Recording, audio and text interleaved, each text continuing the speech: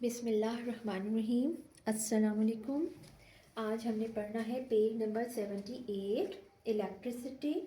Switch off the extra lights and fans to save electricity. Electricity को save करने के लिए हमें एक्स्ट्रा लाइट्स और फैंस को ऑफ कर देना चाहिए।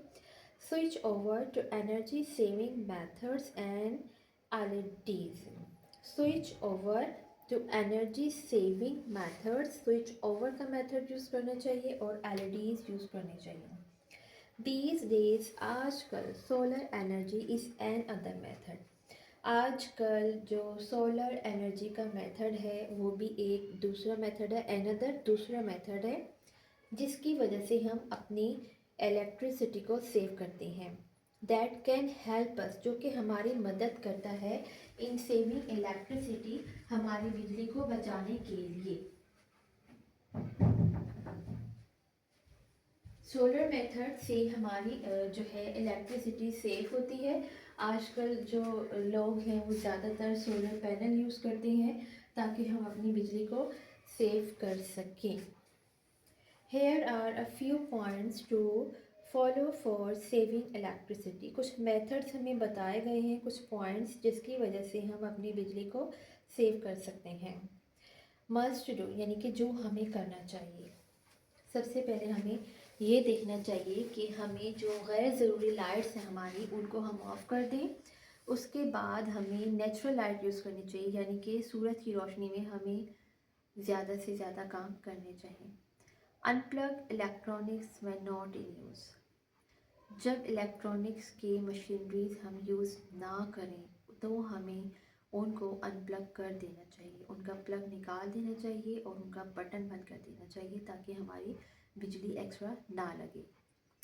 लैपटॉप यूज़ करने चाहिए, डेस्कटॉप कंप्यूटर यूज़ नहीं करना चाहिए। और एसी का जो है जब हमारे घर में एसी होता है, जब हम घर में ना हो तो हमें एसी का जो है स्विच ऑफ कर देना चाहिए और अपने कपड़े हमें सूरज की रोशनी में सुखाने चाहिए, ना कि ड्रायर में। पेपर, अब हमें बताएंगे कि हमने पेपर को कैसे सेव करना है और पेपर कैसे बनता है, इसकी इम्पोर्टेंस क्या है। Paper is made of wood. Paper जो है वो लकड़ी से बनाया जाता है। Increase use of paper. Paper का बढ़ता हुआ इस्तेमाल मीन्स, इसका मतलब है more trees will be cut down, कि ज़्यादा से ज़्यादा दरख्त काटे जा रहे हैं। Cutting down trees pollutes environment. दरख्तों का ज़्यादा से ज़्यादा कटने से क्या होता है, हमारा जो माहौल है, हमारी जो एनवायरनमेंट है वो आलूदा हो रही है। वी शुड यूज़, हमें इस्तेमाल करना चाहिए only as much paper as is needed. जितनी कि हमें ज़रूरत है बस हमें उतना ही पेपर यूज़ करना चाहिए, इससे ज़्यादा यूज़ नहीं करना चाहिए। We all must spread awareness. हमें शऊर फैलाना चाहिए नेचुरल रिसोर्सेज को सेव करने के बारे में। लोगों को बताना चाहिए कि नेचुरल जो हमारे रिसोर्सेज हैं उनकी क्या अहमियत है और हम उन्हें किस तरह से सेव कर सकते हैं। It can be achieved only when people understand its importance। और ये मकसद हम उस वक्त हासिल कर सकते हैं जब लोग इसकी अहमियत को समझ सकें। They should know the methods। उन्हें मेथड्स जानने चाहिए। To conserve water, electricity and other natural resources। उन्हें जो है वाटर, बिजली और जो हमारे दूसरे नेचुरल रिसोर्सेज हैं उनको हमने कैसे कंजर्व करना है, कैसे सेव करना है, ये सारे मेथड हमें जानने चाहिए। बिसाइड्स, इनके अलावा इट इज़ इसेंशियल, ये ज़रूरी है कि टू ग्रो मोर प्लांट्स, कि हम ज़्यादा से ज़्यादा पौधे लगाएं। We should make every effort not to pollute air. हमें हर मुमकिन अपनी कोशिश करनी चाहिए ताकि हमारी हवा आलूदा ना हो सके। पोस्ट रीडिंग, जो वाइल्ड रीडिंग में है कि how did you save water and electricity at school and at home.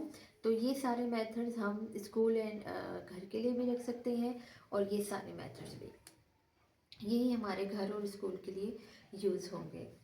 Post reading में है कि what is likely to happen if we continue to waste water. क्या होगा अगर हम जो है पानी का इस्तेमाल मुसलसल इस तरह रखें कि हमारा पानी ज़ाया हो रहा है, तो क्या होगा। तो इसका आंसर है पानी के इस्तेमाल का। Name some gifts of nature जो है ये सम गिफ्ट्स ऑफ नेचर, ये वाला जो क्वेश्चन है इसका आंसर ये है कि सम गिफ्ट्स ऑफ नेचर हमारे पास क्या है। ये पोस्ट रीडिंग का क्वेश्चन नंबर 2, ये मैंने लिखा हुआ है यहाँ पे क्वेश्चन नंबर 2 और post reading. Air, water and sunlight, minerals, plants and animals. और पोस्ट रीडिंग का जो क्वेश्चन 1 है what is likely to happen if you continue, तो ये यहाँ से है। If you continue washing wasting water, अगर हम पानी ज़ाया करते रहें मुसलसल, there will be acute shortage, तो ठीक ठाक शॉर्टेज हो जाएगी of it in the near future, हमारे मुस्तकबिल करीब में। तो अब नेक्स्ट हमारे पास है ओरल कम्युनिकेशन। इसमें हमने पढ़नी है वीक फॉर्म्स। वीक फॉर्म्स वो होती हैं जो कि बिना जोर दिए पढ़ी जाती हैं, यानी जल्दी से हम उन्हें पढ़ लेते हैं। वीक फॉर्म में है weak forms are syllable sounds that become unstressed in connected speech.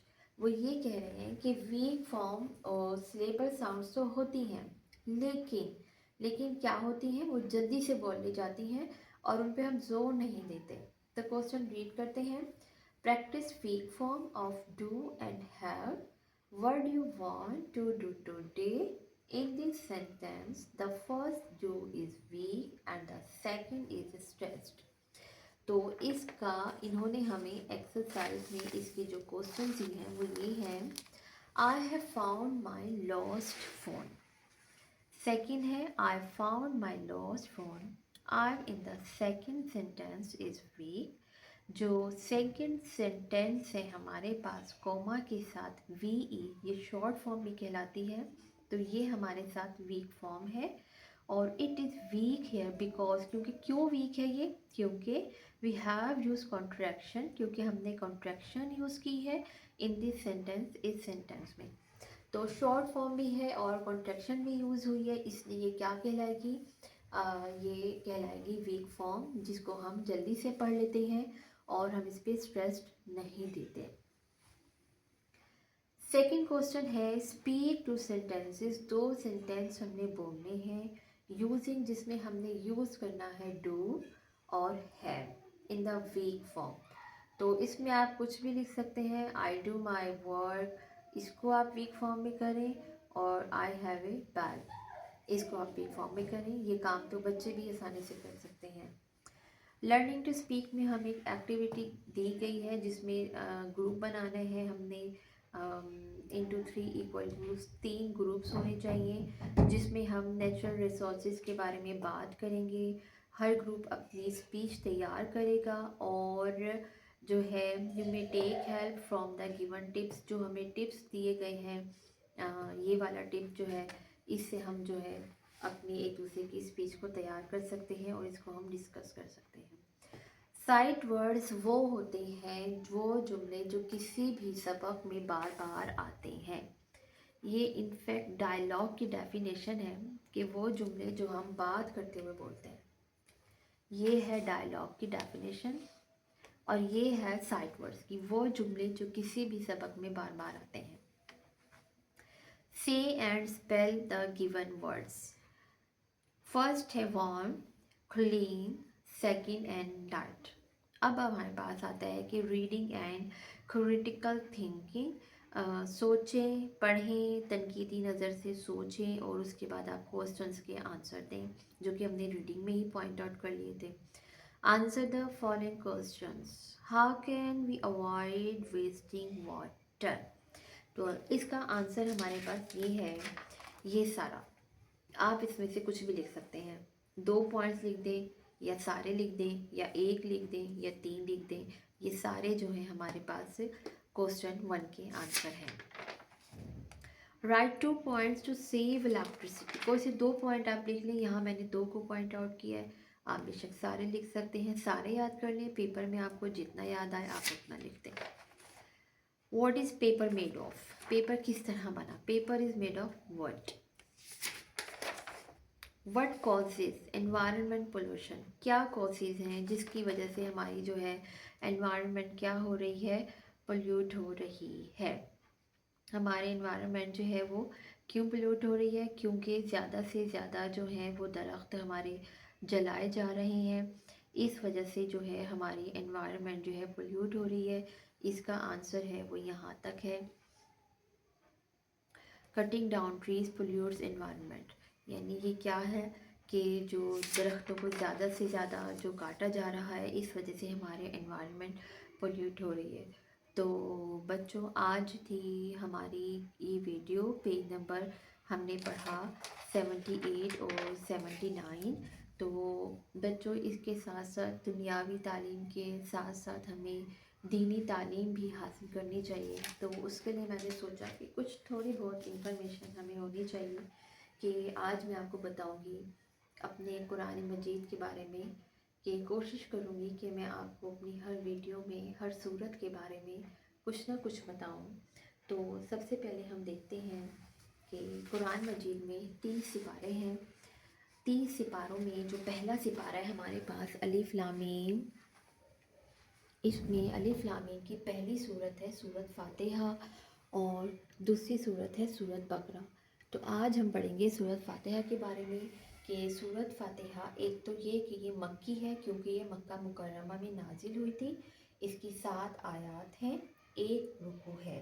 अब हम ये देखेंगे सूरत फातिहा में कौन सी बातें बताई गई हैं। सूरत फातिहा में 3 बातें बताई गई हैं। एक ये है कि अल्लाह ताला की 4 सिफ़ात हैं। अल्लाह ताला हमारा रब है, वो बहुत रहमान है, वो बहुत रहीम है और वो हम सब का मालिक है। नंबर 2 हमें ये बताया गया है कि इबादत करने और मदद मांगने के लायक सिर्फ अल्लाह ताला की ज़ात है। नंबर 3 पे हमें ये बताया गया है कि ये सूरत एक दुआ है, जिसमें हमें ये बताया गया है कि हम सीधे रास्ते पर किस तरह चल सकते हैं और गलत रास्ते से बचने के लिए हमें ये दुआ मांगनी चाहिए, हमें सूरत फातिहा पढ़नी चाहिए, कि ये एक दुआ है जिसमें हम सीधे रास्ते पे चल सकते हैं और गलत रास्ते से बच सकते हैं। तो बच्चों, ये थी हमारी आज की सूरत फातिहा के बारे में इंफॉर्मेशन। इसको याद करें, इसको पढ़ें, ताकि आप भी आगे किसी को बता सकें, और ज़रूर बताएं, वीडियो को शेयर करें, ताकि लोग इसमें इंटरेस्ट लें और कुरान मजीद की तालीम पे जोर दें। दुनियावी तालीम के साथ साथ हमें अपने दीन की तालीम को भी अहमियत देनी चाहिए, जो कि हमारी ज़िंदगी उसी पर डिपेंड करती है। इसलिए तो मेरी वीडियो को प्लीज़ लाइक कर दें, शेयर कर दें और प्लीज़ सब्सक्राइब भी कर दें। Thank you. अल्लाह हाफिज़।